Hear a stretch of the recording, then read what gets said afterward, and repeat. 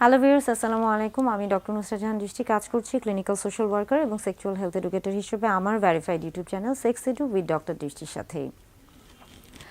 বেশ কিছু ভুল রয়েছে, যে ভুলগুলো যদি করা হয়ে থাকে তাহলে সেই ক্ষেত্রে কিন্তু অর্গাজমটা দেরিতে হয়ে থাকে। অর্থাৎ কিছু পদ্ধতি রয়েছে, সেই পদ্ধতিগুলো যদি আপনি মেনে না চলেন বা সেই পদ্ধতিগুলো যদি আপনি না মানেন, তাহলে সেই ক্ষেত্রে কিন্তু আপনি সহবাসের ক্ষেত্রে, শারীরিক সম্পর্কের ক্ষেত্রে সর্বোচ্চ যে যৌন তৃপ্তি বা সুখ বা আনন্দ সেটা কিন্তু পাবেন না। অর্থাৎ অর্গাজমটা দেরিতে হবে বা অনেক সময় নাও হতে পারে। সেই ক্ষেত্রে এই ভুলগুলো করা থেকে নিজেকে বিরত রাখতে হবে। তাহলে আসুন জেনে নিই যে আসলে কি কি করা যাবে না বা কোন কোন জিনিসগুলোর প্রতি আসলে আমাদেরকে সবচেয়ে বেশি গুরুত্ব দিতে হবে। প্রথমে আমরা বলে থাকি যে স্বামী স্ত্রী উভয়ের মধ্যে একটা কমিউনিকেশন থাকতে হবে, অর্থাৎ যোগাযোগের একটা মাধ্যম থাকতে হবে। যদি আপনি কমিউনিকেশনই না থাকে আপনাদের দুজনের মধ্যে, স্বামী স্ত্রীর মধ্যে, তাহলে আসলে কিভাবে বুঝবেন যে কার ভালো লাগা বা ভালোবাসার জায়গাটা কোন জায়গায়। এই জন্য কমিউনিকেশনটা অনেক জরুরি একটা বিষয়। অনেকে এই জিনিসটাকে না গুরুত্ব দেয় না। দেখা যাচ্ছে যে যখন সহবাসে যাচ্ছেন, আপনার যে সঙ্গী আছে তার প্রাধান্যটা কি বা তিনি কোন জিনিসটাকে প্রাধান্য দিচ্ছেন ওই জিনিসটা নিয়ে চিন্তা করেন না। তো সেই ক্ষেত্রে অর্গাজমটাও আসলে দেরিতে হয়ে থাকে। আরেকটা খুবই গুরুত্বপূর্ণ বিষয় যে বেশিরভাগ পুরুষই বা অনেক পুরুষই মনে করে থাকেন যে যদি পেনিসকে পেনিট্রেশন করা হয়ে থাকে ভ্যাজাইনাতে, অর্থাৎ যদি পুরুষলিঙ্গ যোনিপথে প্রবেশ করানো হয়ে থাকে স্ত্রীদের, সেই ক্ষেত্রে হয়তোবা অর্গাজমটা সম্ভব বা সর্বোচ্চ যৌন তৃপ্তি সম্ভব। কিন্তু না, আসলে সবসময় যদি সরাসরিভাবে পেনিসটাকে পেনিট্রেট করা হয়ে থাকে ভ্যাজাইনাল ওয়ালে বা ভ্যাজাইনাতে, সেই ক্ষেত্রে দেখা যাচ্ছে যে সবসময় অর্গাজম সম্ভব না।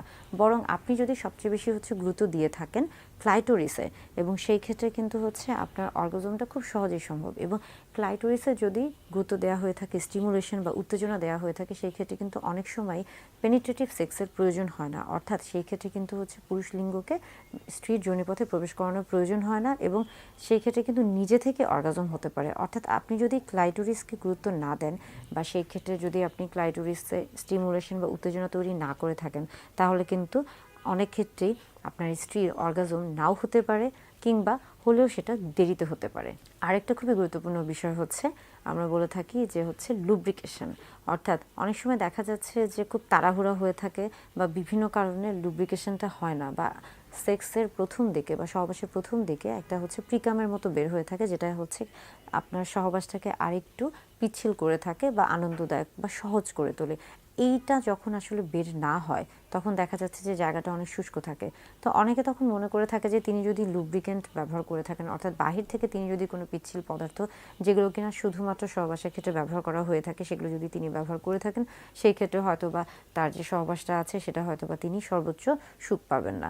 তো এই ক্ষেত্রে যে একদিকে স্বামী স্ত্রী দুজনেরই আসলে যৌন তৃপ্তিটা থেকে দুজনই বঞ্চিত হয়ে থাকে। আবার দেখা যাচ্ছে যে আপনার যে সঙ্গী রয়েছে, অর্থাৎ স্ত্রী রয়েছে, তারও কিন্তু কষ্ট হয়ে থাকে, এবং তার ক্ষেত্রেও কিন্তু অর্গাজমটা অনেক সময় হয় না বা দেরিতে হয়ে থাকে। অর্থাৎ এই ক্ষেত্রে কিন্তু লুব্রিকেন্টকেও অনেক সময় গুরুত্ব দিতে হয়। আরেকটা গুরুত্বপূর্ণ বিষয় আমরা বলে থাকছি যে বাওয়েল অ্যান্ড ব্লাডার ভয়েড। অর্থাৎ আপনার সহবাসের ক্ষেত্রে আপনাকে অবশ্যই খেয়াল করতে হবে যে সহবাসের আগে এবং সহবাসের পরে যেন প্রস্রাব এবং পায়খানার যেন চাপ না থাকে। অর্থাৎ মলমূত্রটা আগেই ত্যাগ করে নিতে হবে। যদি মনে করে থাকেন যে কিছুক্ষণের মধ্যেই হয়তোবা মলমূত্রের একটা চাপ আসতে পারে, সেই ক্ষেত্রে অবশ্যই আগে সেটাকে পরিষ্কার করে আসতে হবে, খালি করে আসতে হবে, তারপরে সহবাসে লিপ্ত হতে হবে। কেননা পেলভিক যে ক্যাভিটি রয়েছে, আমরা বলে থাকি যে শ্রোণীচক্রে যে পেলভিক অর্গান বা এই যে আমাদের যৌনাঙ্গর যে অঙ্গ প্রত্যঙ্গগুলো রয়েছে, এগুলো কিন্তু খুবই পাতলা একটা স্তরে স্তরে সাজানো থাকে, বিন্যাস করা থাকে, এবং যখন একটা জিনিসের চাপ পড়ে তখন কিন্তু প্রত্যেকটা জিনিসে চাপ পড়ছে। এবং আপনি যদি মলমূত্র ত্যাগ না করেই, অর্থাৎ আপনি যদি চাপ নিয়েই সহবাসে লিপ্ত হয়ে থাকেন, সেই ক্ষেত্রে কিন্তু একটা পর্যায়ে আপনার এই যে প্রস্রাব বা পায়খানার যে থলেগুলো রয়েছে, সেখানে কিন্তু একটা বিরূপ প্রতিক্রিয়া তৈরি হতে পারে, এবং অনেক সময় কিন্তু বিভিন্ন ধরনের সমস্যা রোগেরও সৃষ্টি হতে পারে। অর্থাৎ এই ক্ষেত্রে অবশ্যই সহবাসের আগে এবং পরে আপনার মলমূত্র ত্যাগ করতে হবে, এবং সেটাকে অবশ্যই পরিষ্কার পরিচ্ছন্ন রাখতে হবে।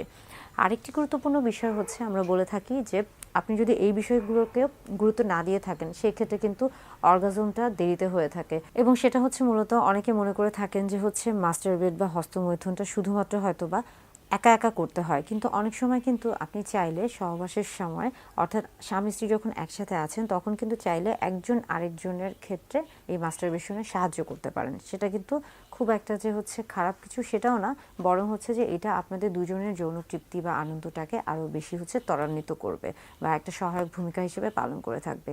আর সর্বোপরি বা সবচেয়ে গুরুত্বপূর্ণ যে বিষয়টা হচ্ছে যে সহবাসের সময় যদি আপনি আপনার যে সঙ্গী রয়েছে স্বামী অথবা স্ত্রী, তাকে যদি আপনি অন্যভাবে চিন্তা করে থাকেন, অন্যভাবে বলতে আমরা সবসময় বুঝাই যে আমরা বিভিন্ন ধরনের আসলে হচ্ছে সোশ্যাল মিডিয়া থেকে হোক বা যে কোনো জায়গা থেকে আমরা বিভিন্ন ধরনের মুভি দেখছি, নাটক দেখছি, বা হচ্ছে নায়ক নায়িকাদের সাথে অনেক সময় হচ্ছে আমরা আমাদের স্বামী বা স্ত্রীকে হচ্ছে মিলে ফেলি এবং তখন চিন্তা করতে থাকি, যদিও সহবাসের ক্ষেত্রে আপনি আপনার স্বামী বা স্ত্রীর সাথে হচ্ছে আছেন, কিন্তু আপনার মাথায় তখন অন্য একজন ভর করছে বা অন্য একজনকে নিয়ে চিন্তা করছেন, কল্পনা করছেন। সেই ক্ষেত্রেও কিন্তু আপনি হচ্ছে সহজে সেই সহবাসটাকে উপভোগ করতে পারবেন না, এবং আপনার স্ত্রীর ক্ষেত্রেও কিন্তু সেই ক্ষেত্রে বা আপনার স্বামীর ক্ষেত্রেও কিন্তু সেই ক্ষেত্রে অর্গাজমটা দেরিতে হয়ে থাকবে। অর্থাৎ এই বিষয়গুলোকে যদি প্রাধান্য না দেওয়া হয়ে থাকে, সেই ক্ষেত্রে কিন্তু অর্গাজম লাভটা দেরিতে হয়ে থাকে। তাই এই প্রত্যেকটা জিনিসকে প্রাধান্য দেওয়া উচিত এবং স্বামী স্ত্রী উভয়েরই একটা সুস্থ সুন্দর বা একটা সুন্দর স্বাভাবিক যৌন জীবনের জন্য এই প্রত্যেকটা বিষয়কে গুরুত্ব সহকারে দেখা উচিত। সহবাসের ক্ষেত্রে মূলত হচ্ছে স্ত্রীদের ক্ষেত্রে বা নারী পুরুষ স্বামী স্ত্রী উভয়ের ক্ষেত্রে আসলে বেশ কিছু হচ্ছে সেক্স পজিশন রয়েছে। তবে কোন সেক্স পজিশনে আসলে একজন স্ত্রী বা একজন নারী সবচেয়ে বেশি হচ্ছে যৌন তৃপ্তি লাভ করে থাকে বা অর্গাজম লাভ করে থাকে, এটা নিয়ে অনেকে প্রশ্ন করে থাকেন। 1978 সালে একটি গবেষণা হয়েছিল এবং সেখানে দেখা গেছে যে সবচেয়ে বেশি ব্যবহৃত যে পদ্ধতিটি রয়েছে বা সেক্স পজিশন রয়েছে সেটি হচ্ছে মূলত মিশনারি পজিশন, অর্থাৎ সেখানে হচ্ছে উইমেন অন টপ, অর্থাৎ পুরুষ হচ্ছে উপরে অবস্থান করে থাকে এবং নারী বা স্ত্রী হচ্ছে নিচে অবস্থান করে থাকেন। এটা একটা পদ্ধতি। তবে পরবর্তীতে আরও বেশ কিছু গবেষণা চালানো হয়েছে এবং আস্তে আস্তে দেখা গেছে যে এটা পরবর্তী কয়েক বছর পরে এটা কিন্তু পরিবর্তন হয়ে থাকে এবং এর অবস্থায় বা এর সাথে কিন্তু আরও বেশ কিছু হচ্ছে পজিশন আস্তে আস্তে স্থান নিয়ে থাকে। অর্থাৎ মিশনারি পজিশনটা হচ্ছে সবচেয়ে বেশি ব্যবহৃত এবং সবচেয়ে পুরাতন যে পদ্ধতি সেটাই। তবে এর পাশাপাশি আরও অনেকগুলো পদ্ধতি রয়েছে যে পদ্ধতিগুলো আসলে হচ্ছে বর্তমানে সবার কাছে জনপ্রিয় হয়ে উঠেছে। নারী পুরুষ উভয়ের বিভিন্ন ধরনের সেক্সুয়াল অ্যাক্টিভিটিস বা সেক্সুয়াল যে সমস্যাগুলো রয়েছে সেগুলো নিয়ে আমি মূলত কথা বলে থাকি এবং চেষ্টা করি বিশেষ করে যৌন স্বাস্থ্য যে বিষয়গুলো রয়েছে বা যৌন স্বাস্থ্যের সাথে সম্পর্কিত নিরাপদ যে যৌন শিক্ষাগুলো রয়েছে সেগুলো নিয়ে কথা বলার।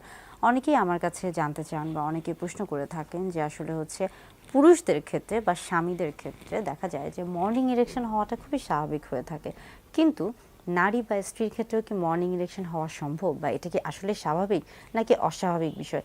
এই জিনিস নিয়ে অনেকেই হচ্ছে বা এই বিষয় নিয়ে আমার কাছে অনেকেই জানতে চেয়েছেন এবং প্রশ্ন করেছেন। সেই বিষয় নিয়ে মূলত আজকে কথা বলবো। আমরা জানি যে পুরুষদের ক্ষেত্রে মর্নিং ইরেকশন খুবই স্বাভাবিক একটি বিষয় এবং অনেক ক্ষেত্রে কিন্তু পুরুষদের ক্ষেত্রে মর্নিং ইরেকশন হওয়াটা স্বাভাবিক এবং স্বাস্থ্যসম্মত।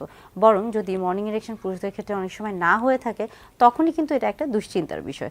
তেমনি একইভাবে যেমনি হচ্ছে যেমন দেখা যাচ্ছে যে পুরুষদের ক্ষেত্রে মর্নিং ইরেকশন অনেক ক্ষেত্রে স্বাভাবিক, তেমনি স্ত্রীদের ক্ষেত্রেও বা নারীদের ক্ষেত্রেও মর্নিং ইরেকশন খুবই স্বাভাবিক।